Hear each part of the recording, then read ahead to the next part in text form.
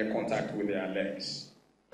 So it's just from the waist up that you execute your actions. And we are not as good in Greco-Roman because it's a bit foreign to us. But from some of the wrestling I saw here in River State, I think there's a variant of Greco-Roman here where they wrestle from the waist up slightly, though they use their legs to the legs. Greco-Roman is called a bit differently from freestyle. In Greco-Roman, you will see mostly 4-point throws. You see them throwing each other. You see a lot of throws in Greco-Roman. So you will see mostly 4-point and 5-point throws in Greco-Roman wrestling. And there is also a mercy rule in wrestling.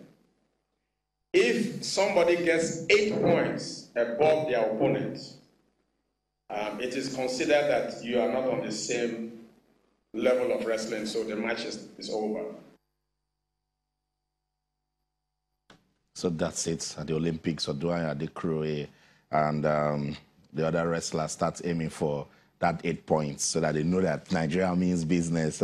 That's technical superiority. You get 8 points, they say no, they're not on the same level. But then Daniel Igali did a lot of good job in explaining. Now we know why Greco-Roman, we see them grabbing themselves by the waist, throwing themselves around. That's because no use of the legs, just from the waist up there. And of course, he explained to us how fouls are gotten, how point system, 2 points, 4 points, 5 points. So that's why we're here. So we'll just let our viewers understand this sport that we always talk about. Adekroe, Aminat Adeni, Amaz Daniel, Soso Tamara.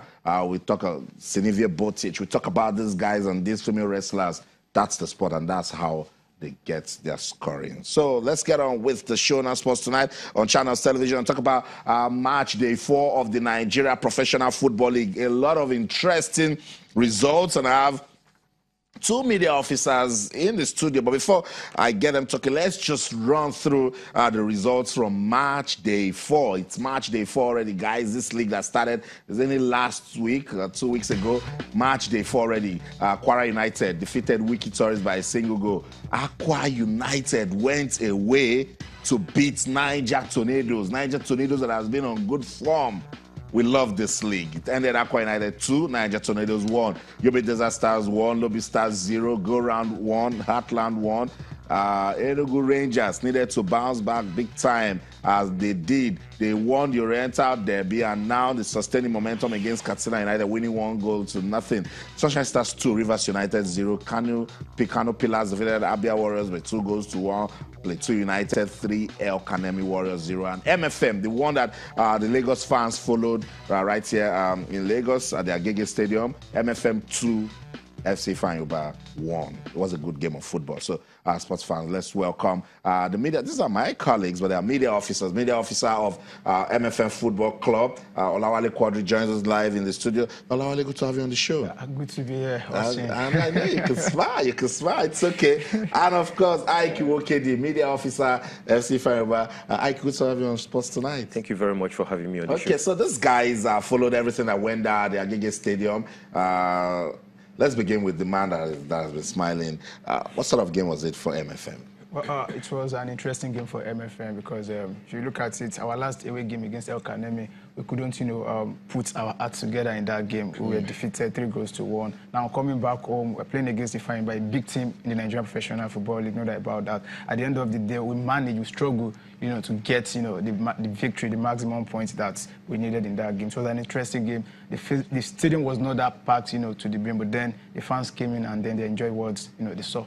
That's right. So that's it. MFM ran away winners of that one. But FC Fanyuba didn't go down without a fight. At the point it was 1-1. Were you optimistic that your team could go on to win? Yeah, very optimistic. Of course, having to come back from 1-0 down, restored parity. Most football fans, especially FC Fanyuba fans, were of the opinion that, hey, Godwin Obaje was the missing link in this game. There, having scored 3 goals, he has scored in the last 3 matches he has played for FC Fanyuba, and here missing.